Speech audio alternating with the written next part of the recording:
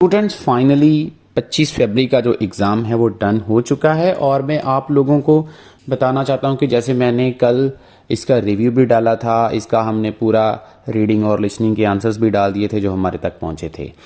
लेकिन अब जो मार्च और अप्रैल में जिनका एग्ज़ाम है उनके लिए क्या अलर्ट है, क्या उनके लिए लर्निंग है, ये सारी चीज़ें मैं इस वीडियो में डिस्कस करूंगा। प्लीज़ इस वीडियो को आपने पूरा देखना है, मिस नहीं करना। मैं आपको पूरा तरीका बताने वाला हूं कि आपको किस टाइप का एग्ज़ाम आएगा और किस टाइप की आपकी प्रिपरेशन होनी चाहिए एग्ज़ाम क्रैक करने के लिए। तो स्टूडेंट जैसे मैं बात कर रहा हूं, आप स्क्रीन पे देख सकते हैं लिसनिंग जो 25 फरवरी को आई थी उसके अगर हम लेवल की बात करें तो लेवल काफ़ी ईजी आया था। ठीक है, मोस्टली ब्लैंक्स जो थी वो 1 वर्ड वाली ही आई थी। ठीक है, ये आपके लिए एक गुड न्यूज़ है। जो मार्च में एग्ज़ाम होने वाले हैं उनको डरने की कोई ज़रूरत नहीं है।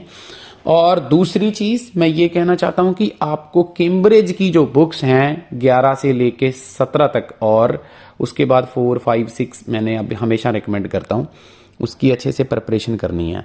अगर आप ये सारी बुक्स ट्राई कर चुके हैं तो आपको रिपीट के ऊपर इनको नहीं करना है, उसका कोई फ़ायदा नहीं है। आपको रियल एग्ज़ाम प्रैक्टिस वाली लिसनिंग जो है वो प्रैक्टिस करनी है आने वाले टाइम में।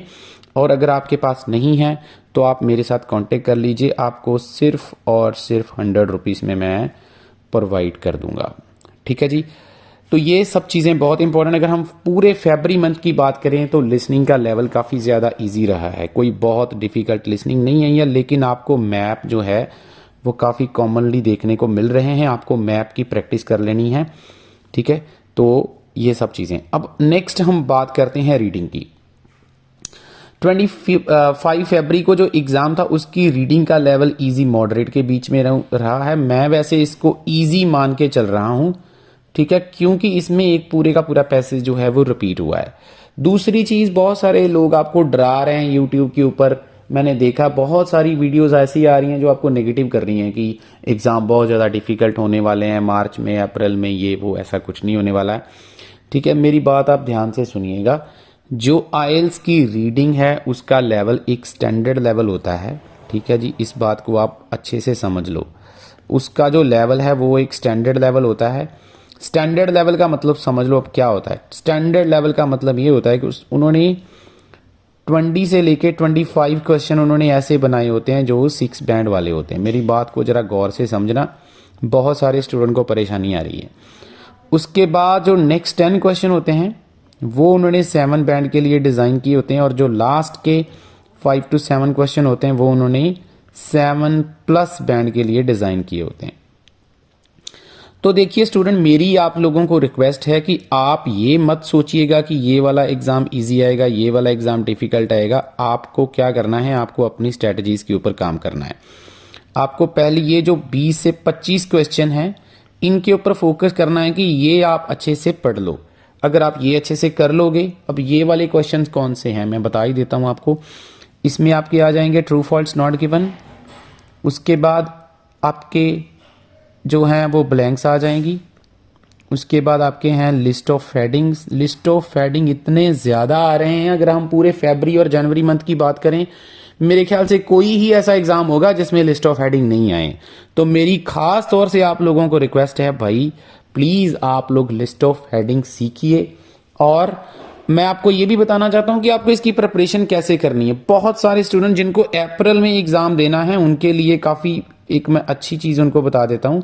भाई आप जो है पूरी रीडिंग को सॉल्व करना बंद कीजिए। आप अपने टीचर को बोलिए कि वो आपको एक पर्टिकुलर टाइप ऑफ क्वेश्चंस के ऊपर प्रैक्टिस करवाएं। फॉर एग्जांपल जैसे ट्रू फॉल्स जो है आपको नहीं आते हैं, तुक्का लगाने से कोई फायदा नहीं है। अगर आपको ये लग रहा है कि मैं 7 ट्रू फॉल्स आते हैं उसमें से 2-3 पढ़ के कर लेता हूं बाकी तुक्के लग जाते हैं, देखिए भाई साहब ये एग्ज़ाम 15,500 का एग्ज़ाम है, कोई मजाक नहीं है। अगर आपके पास पैसे ज़्यादा हैं तो आप कर सकते हैं, लेकिन मेरी सलाह ये रहेगी कि आप अपने टीचर को बोलो कि हमें इंडिविजुअल जो चीज़ें हैं वो करवाए। तो पहले जैसे आप थोड़े दिन ट्रू फॉल्स नॉट गिवन करिए, फिर ब्लैंक्स करिए। ठीक है जी, ब्लैंक्स करने के बाद नेक्स्ट आपका टारगेट होना चाहिए list of heading. List of heading के बाद विच पैराग्राफ कंटेन्स वाले राइटर्स ओपिनियन। ठीक है जी, ये सारी चीज़ें जैसे मैचिंग सेंटेंस कैसे करने हैं, ये सारी चीज़ें आपने अच्छे से करनी है। ये बहुत ज़्यादा कॉमन है और 100% इसमें से चांस होते हैं कि ज़्यादातर क्वेश्चंस, अगर हम बात करें ये जो 20-25 क्वेश्चन मैंने बताए हैं, ये सारे क्वेश्चन इसी तरीके के ही आते हैं। समझ गए मेरी बात? तो ये चीज़ों के ऊपर आपको प्रैक्टिस करनी है। दूसरी चीज़ मैं आपको बताना चाहता हूँ, जैसे ये जो पैसेज चिली पेपर वाला था ये रिपीट हुआ है, ये पहले भी आ चुका है और अब दोबारा से रिपीट हुआ है। तो मैं ये कहना चाहता हूं कि आप लोगों को रियल एग्जाम की प्रैक्टिस करनी चाहिए। पहले तो आपको कैम्ब्रिज की अगर आपने प्रैक्टिस कर रखी है तो उसके बाद आपको रियल एग्जाम जो ऑलरेडी एग्जाम में आ चुके हैं उसकी प्रैक्टिस करनी चाहिए। ये सारे पैसेज आपको मिल जाएंगे। अगर आपको चाहिए तो आप मेरे साथ कांटेक्ट कर सकते हैं और ये आपको सिर्फ और सिर्फ 100 रुपीज में आपको प्रोवाइड कर दूंगा। ठीक है जी। दूसरी चीज, आपको ये मैं गारंटी नहीं दे रहा हूं कि यही बिल्कुल आप कर लेंगे तो बिल्कुल यही एग्जाम में आएगा। मैं आपको बिल्कुल भी ऐसा करने को नहीं बोल रहा हूं। आपको ये लिमिटेड सा मटेरियल मैं देने जा रहा हूं।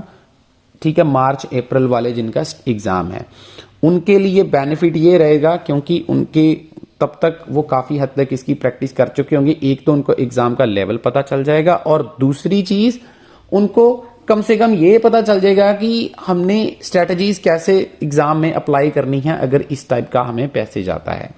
तो ये चीजें आपको काफी ज्यादा बेनिफिशियल हो सकती हैं, लेकिन कोई गारंटी नहीं है कि पैसेज रिपीट हो जाएगा, क्योंकि कई बारी पैसेजेस रिपीट होते हैं, कई बारी नहीं भी होते हैं। कोई गारंटी नहीं। आपको यही मटेरियल जो मैं आपको 100 रुपीज में दे रहा हूं, यही मटेरियल आपको मार्केट में 1500, 2000, इवन 2500 में भी मिल जाएगा। वो आपकी मर्जी है, आपने कहां से लेना है कहां से नहीं लेना वो आपकी मर्जी है। दूसरी चीज, आपको स्ट्रैटेजी सीखनी है। ये चीजें मैं आपको बता रहा हूं, आपको रीडिंग की स्ट्रैटेजी सीखनी है, ना कि रट्टा लगाना है। इनको रट्टा लगाने का कोई फायदा नहीं है, आप अपना टाइम वेस्ट कर रहे हो। और मुझे ये भी पता है कि जिन स्टूडेंट्स के बैंड नहीं आ रहे हैं वही बेचारे ज्यादा फंसते हैं। जिनका स्कोर बार बार 5.5 आई जा रहा है या फिर बार बार 5 बैंड आई जा रहा है, वही स्टूडेंट जो है वो इस चक्कर में फंसते हैं। 2 मिनट वेट करिए।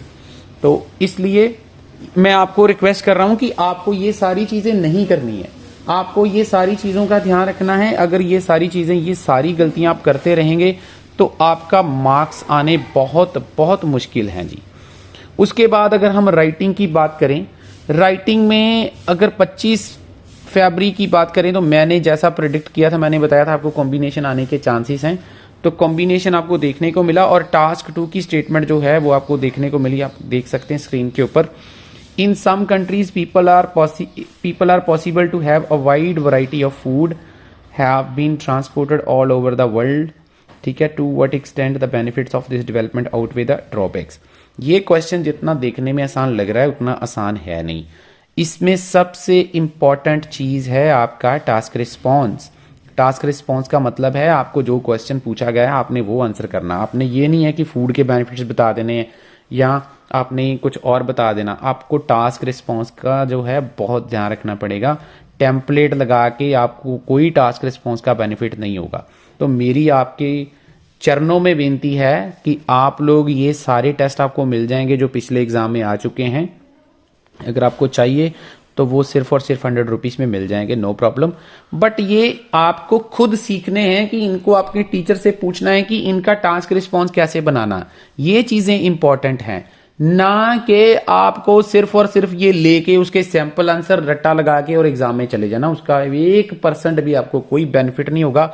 मुझे पता है राइटिंग में आपका स्कोर कितना आ रहा है। बहुत सारे स्टूडेंट रियल एग्जाम दे चुके हैं, उनका स्कोर 5.5 आ रहा है। उसका सबसे बड़ा रीजन है आपका टास्क रिस्पॉन्स। टास्क रिस्पॉन्स पे काम कीजिए। मैं बार बार कह रहा हूं, अगर आपके टीचर आपको नहीं बता रहे हैं तो भाई आप अपना इंस्टीट्यूट चेंज कर लीजिए, अपना नुकसान मत करवाइए। ठीक है जी। तो बार बार एग्जाम देने से एग्जाम क्रैक नहीं होगा। आपको चीजें समझनी पड़ेंगी कि हमें करना क्या है।